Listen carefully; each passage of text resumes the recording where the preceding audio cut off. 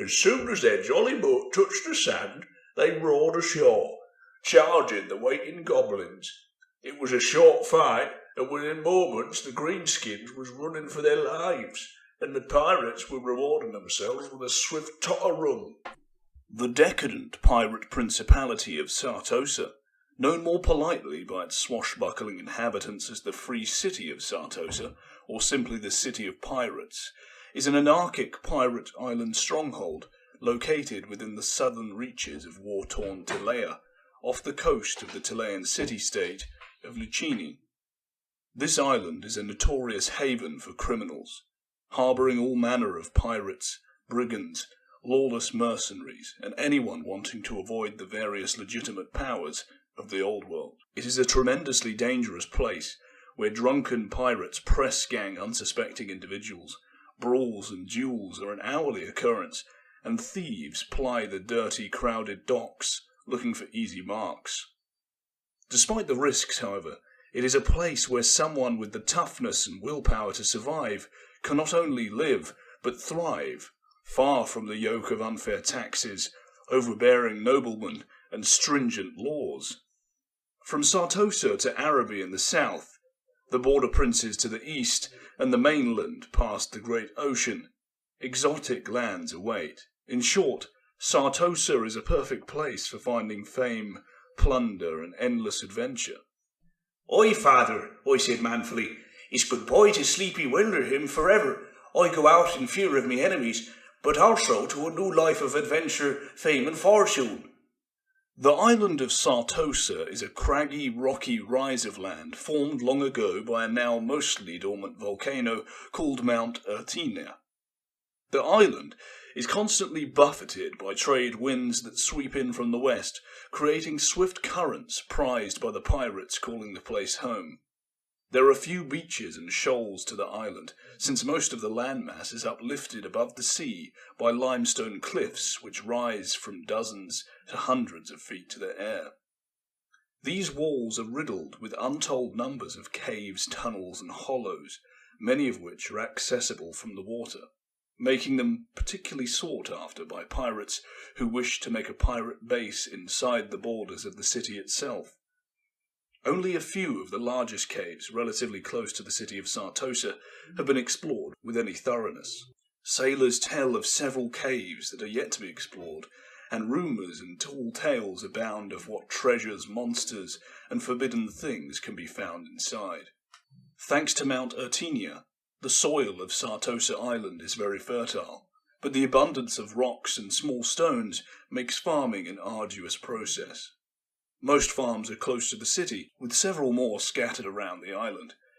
They primarily grow grapes, olives, and wheat. The relatively small size of these farms and the insatiable appetite of the pirates mean that most food must be imported to support the Sartosan inhabitants. Farmers typically fall under the protection, in inverted commas, of one or more private lords, who take a hefty portion of the crops for themselves, but keep them from falling under the predations of brigands on the prowl to stock their ships' larders. The waters around Sartosa overflow with seafood of all kinds. Fish, squid, oysters, and clams are pulled from the water with little effort. This bounty from the sea is the primary food source for the inhabitants of Sartosa, as few legitimate businessmen sail to the island to do trade. The shallow waters around the city and to the northwest of the island also boast abundant pearl beds. Indeed, its fine quality pearls are one of Sartosa's main exports. Pearl harvesting, already dangerous, is made doubly so by pirates looking for easy scores. For this reason, most of the pearl divers begrudgingly accept the protection of various pirates and criminal factions to keep their businesses alive, for a healthy portion of their earnings, of course. He cast his good eye over the weary regiments. Their captains stood to the fore, waiting for the order to advance. Blackheart noted them all, creatures of many races, all driven to serve an insatiable lust for adventure, glory, and most of all, gold. And he would give them gold. No king, count, or mayor rules the city of Sartosa. Priests and wizards do not counsel to provide wisdom. There is no nobility worth speaking of. Sartosa is a city ruled by one force: piracy. In theory, each person within Sartosa enjoys the same freedoms as everyone else, but this is the freedom that comes from anarchy, with little to do with anything of rights, except for strength and the willingness to use it. In practice, all the people of Sartosa owe their allegiances and favours to people higher up in the social ladder. At the top are the pirate lords, retired captains of private vessels who have taken up the mantle of nobles and the idle rich. For better or worse, Sartosa is almost completely free of much of the politics dominating the other city-states of Tilea. Not only is it a free city, implying independence from other political bodies, but individuals have tremendous free rein. Although the town is anarchic and mostly lawless, the pirate code, in inverted commas, still holds sway over Sartosa's inhabitants. All the pirates of the seas consider Sartosa neutral ground. A captain can dock at his piers in Sartosa without fear of being arrested or shot on the spot by any officials, but may have to face his rivals if they happen to be docked at the same time. The only law worth noting in Sartosa is the so-called Pirates' Code. It stresses both personal freedom and loyalty to your captain, crew, and ship in that order. Not everyone in Sartosa adheres to this code, but its persuasiveness and pervasiveness means all its inhabitants know how the code works, if only to keep their own hides safe. A man is considered in his right to kill another if his honour is violated in some way, and in most cases, might equals right. However, in a city ruled by pirates, killing a man in the streets usually brings retribution from his fellow shipmates, and most people know that there are serious consequences for doing so. Described here are some of the unwritten rules of the Pirates' Code. However, there are endless variations and interpretations which can be twisted as needed, and as long as you can convince others that your interpretation is correct. So here they are. Almost all pirates dream of hitting the big score and retiring in Sartosa, where they can live like gilded noblemen. The most successful captains buy or build massive villas inside Sartosa proper or among the rocky hills along Mount Ertinia. Some give up the life entirely and sell off their ships, whilst others retain control, running their operations like a legitimate business. Either way, the private lords live as the idle rich do anywhere else.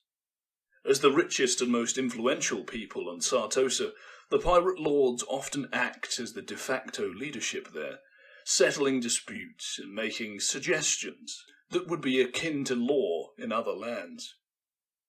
Most of the time, the pirate lords are content in letting the inhabitants of Sartosa deal with their own affairs. Competition and rivalry among the pirate lords are fierce, and some hold tremendous grudges amongst their peers. However, in the effort of keeping things stable, overt actions against their enemies are avoided, and problems, in inverted commas, are dealt with through proxies. Quiet assassinations, for example, and other skullduggery. Piracy is the lifeblood of Sartosa, and the city holds its arms open for anyone who adheres to the Pirates' Code. Although the city does have a modest economy producing seafood, ships, rope and the like, most of the money and goods that come to Sartosa are the result of pirates sacking the merchant ships plying the Tilean Sea, or small, unguarded towns along the coastline of the world.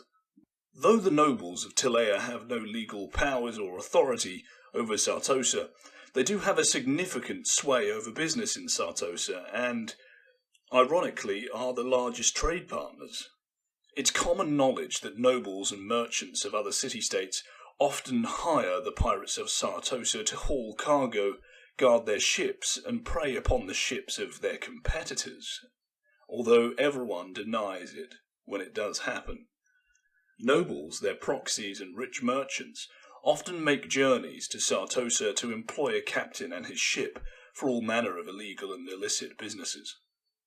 However, there is no honour among thieves, and it's not all that uncommon for a pirate ship to prey on the vessels of a Tilean nobleman that they formerly were charged with protecting. For every trade route to Sartosa shut down by the Tilean fleet, another one pops up in its place, as the profits from this illegal trade are far too tempting to resist.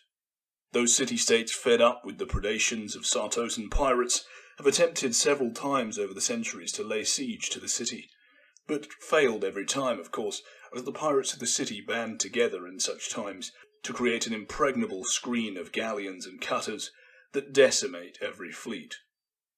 Sartosa was mostly formed from a massive volcano called Mount Eternia, which spewed up from the sea floor untold thousands of years ago.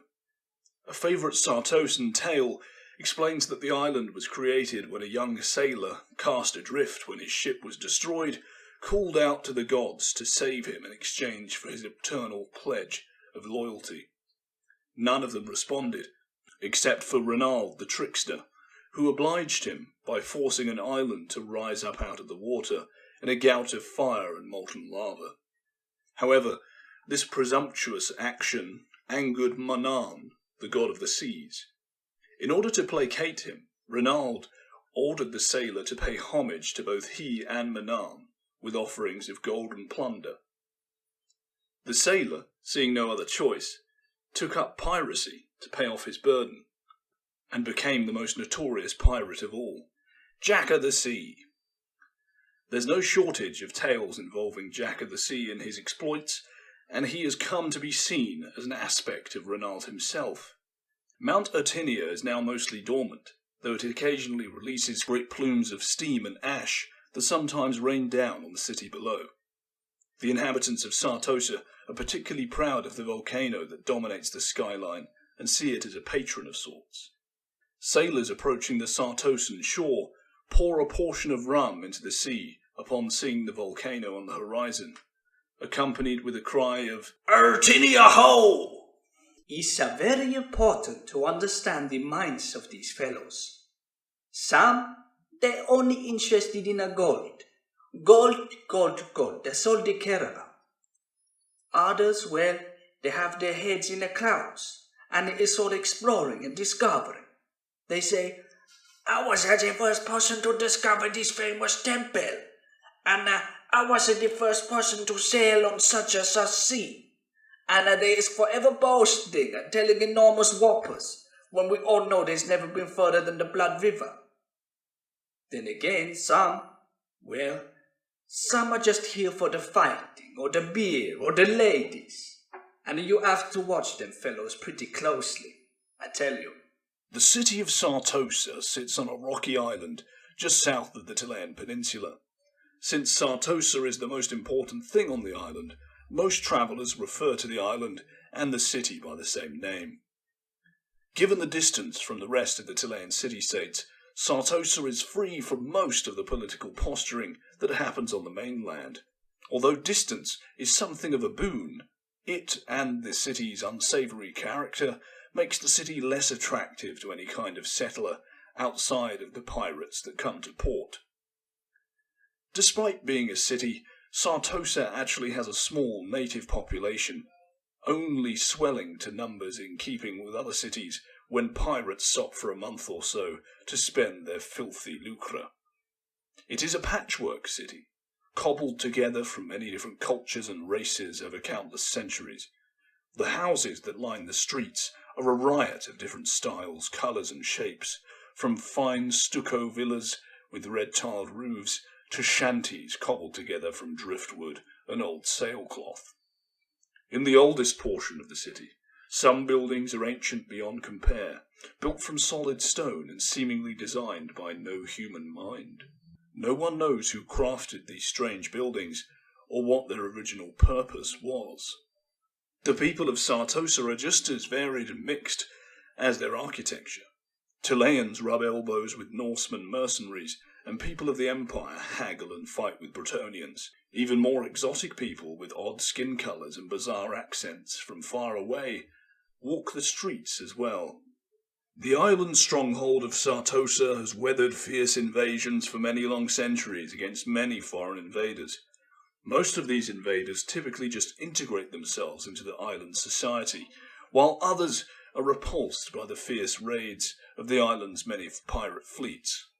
And yet, not all inhabitants of Sartosa are pirates. The second largest population is comprised of mercenaries, if you differentiate between the two. It is said that any man with at least a club and the willingness to use it can find work in the numerous mercenary houses in Sartosa. Ex-imperial soldiers, disgraced Bretonnian knights, wandering dwarf troll slayers, Telean pikemen and Astalian swordsmen can be found here working for whatever they can find. Most find employment as bodyguards for wealthy captains or as marines for private vessels. In order to accommodate this need for men-at-arms, several mercenary houses have sprung up all over Sartosa, where a person can go to find work without much effort. A few have exclusive contracts with various Telean city-states, which hire entire armies for some campaign or another. These houses are vicious and literally cutthroat when it comes to acquiring new talent, and semi-open warfare within houses is not unheard of. Some mercenaries steer clear from the machinations of the houses and go solo. There's still plenty of work to be had, but a mercenary runs the risk of being drafted by one house or another, especially if he gains a reputation for effectiveness. A strange sight awaits the ships that enter into Pirates' Bay, Sartosa's port. A rough-hewn statue of Jack of the Seas sits on top of a tiny outcropping of rock in the middle of the bay, looking out towards the horizon to the north. The 20-foot-tall statue is a man holding a large bag. No one is certain who created the statue, and it's been there for as long as anyone can remember. The craftsmanship is crude, and the features are difficult to discern up close. In addition, strange markings are carved on the front and back of the statue. No one has been able to determine what they mean. The statue is beloved by the pirates and inhabitants of the city, and the sailors are known to take a skiff to the rock and leave offerings at the base while embarking on a voyage.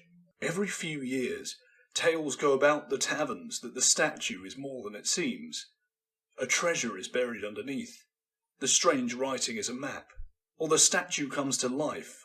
Because of this, some misguided fools sometimes head out to the rock and try to dig underneath the statue to reveal anything that might be there. So far, they haven't had any luck, and anyone caught to do so is usually beaten or killed, as the general populace considers the statue their city's mascot and protector.